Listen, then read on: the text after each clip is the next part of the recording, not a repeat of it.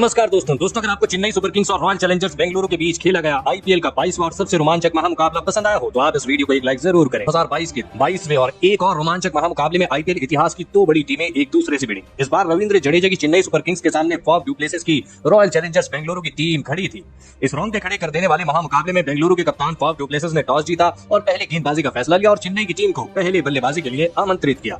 उसके बाद रनों की बारिश करने के इरादे से चेन्नई के दो दिग्गज ओपनर बल्लेबाज मैदान में उतरे। ऋतुराज गायकवाड़ और रॉबिन उथप्पा के कंधों पर इस महामुकाबले में चेन्नई की टीम को एक बढ़िया ओपनिंग शुरुआत दिलाने की जिम्मेदारी थी और चेन्नई के इन दो दिग्गज ओपनर बल्लेबाजों ने अपनी पारियों का आगाज भी धमाकेदार तरीके से किया। ऋतुराज गायकवाड़ और रॉबिन उथप्पा बेहतरीन फॉर्म में दिखाई दे रहे थे, लेकिन फिर बेंगलुरु के कप्तान ने इस चेन्नई की ओपनिंग जोड़ी को सेट होता हुआ देखकर अपने सबसे बेहतरीन तेज गेंदबाज जोश हेजलवुड को गेंदबाजी पर लगाया और जोश हेजलवुड ने इस पारी के चौथे ओवर की चौथी गेंद पर ऋतुराज गायकवाड़ को एलबीडब्ल्यू आउट कर दिया। ऋतुराज गायकवाड़ 16 गेंदों में 17 रन बनाकर आउट हो गए। आपको बता दें कि ऋतुराज गायकवाड़ जैसे बड़े खिलाड़ी के आउट हो जाने के बाद अब चेन्नई की टीम की तरफ से मोइन अली बल्लेबाजी करने मैदान में उतरे। जी हाँ दोस्तों, मोइन अली ने सेट हो चुकी रॉबिन उथप्पा के साथ मिलकर चेन्नई की पारी को संभालने की पूरी कोशिश करी, लेकिन मोइन अली भी पारी के 7वें ओवर में खराब रन लेने के चक्कर में रन आउट हो गए।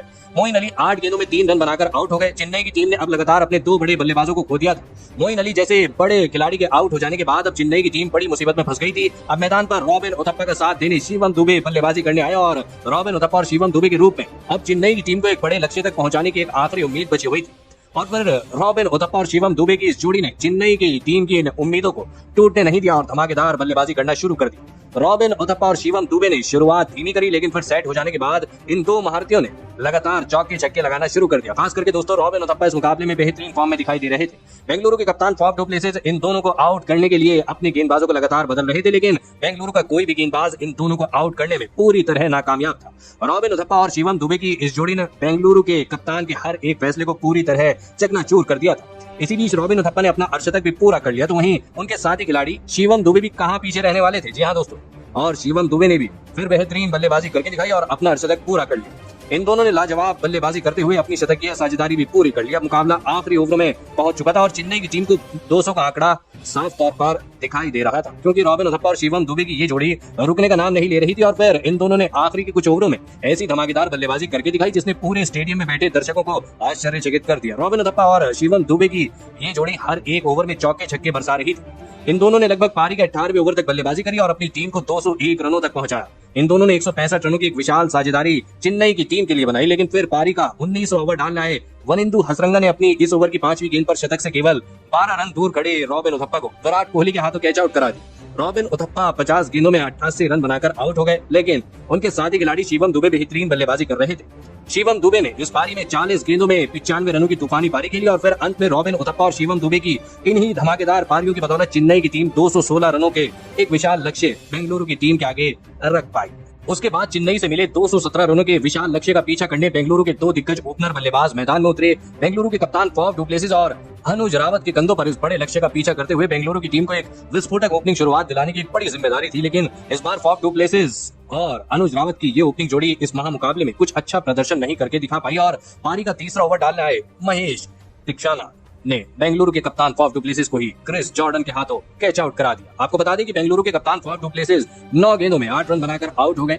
अपने कप्तान को शुरुआती ओवरों में ही गंवाने के बाद अब बेंगलुरु की टीम की तरफ से खतरनाक बल्लेबाज यानी विराट कोहली बल्लेबाजी करने मैदान में उतरे, लेकिन विराट कोहली को बल्लेबाजी करने आता देख महेंद्र सिंह धोनी ने एक बेहतरीन तरकीब लगाई और गेंदबाज मुकेश चौधरी को विराट कोहली को शॉर्ट गेंदें डालने को कहा और मुकेश चौधरी ने वही किया और पारी के इस 5वें ओवर की पहली ही गेंद पर विराट कोहली मुकेश चौधरी की एक शॉर्ट गेंद पर शिवम दुबे के अपना कैच थमा बैठे। विराट कोहली 3 गेंदों में बस 1 रन बनाकर आउट हो गए। शुरुआती ओवरों में ही अपने टॉप ऑर्डर के दो दिग्गज बल्लेबाजों को खो देने के बाद अब बेंगलुरु की टीम इस मुकाबले में दबाव में आ चुकी थी। अब ग्लेन मैक्सवेल अनुज रावत का साथ देने मैदान में उतरे, लेकिन अनुज रावत ज्यादा देर तक मैक्सवेल के साथ बल्लेबाजी नहीं करके दिखा पाए और पारी का 7वां ओवर डालने आए महेश तीक्षाना ने उन्हें एलबीडब्ल्यू आउट कर दिया। अनुज रावत 16 गेंदों में 12 रन बनाकर आउट हो गए। लगातार विकेट गिरने की वजह से अब बेंगलुरु की टीम इस महामुकाबले में बहुत ही पीछे छूट गई थी। महेंद्र सिंह धोनी के इन बेहतरीन तरकीबों में विराट कोहली और बेंगलुरु की टीम फंसती जा रही थी। अनुज रावत के बाद बल्लेबाजी करने आए शाहबाज अहमद ने ग्लेन मैक्सवेल के साथ मिलकर थोड़ी देर के लिए बेंगलुरु की बल्लेबाजी को संभाला। ग्लेन मैक्सवेल इसी बीच बड़े शॉट खेलते हुए भी दिखे, लेकिन ग्लेन मैक्सवेल को बल्लेबाजी पर आता देख महेंद्र सिंह धोनी ने चेन्नई के कप्तान रविंद्र जडेजा को गेंदबाजी पर लगाया और फिर रविंद्र जडेजा ने पारी के 7वें ओवर की 5वीं गेंद पर ग्लेन मैक्सवेल को क्लीन बोल्ड कर दिया। ग्लेन मैक्सवेल 11 गेंदों में 26 रन बनाकर आउट हो गए। महेंद्र सिंह धोनी इस मुकाबले में गजब के फॉर्म में दिखाई दे रहे थे। उनका हर एक फैसला बेंगलुरु की टीम के लिए एक बड़ी मुसीबत खड़ा कर रहा था।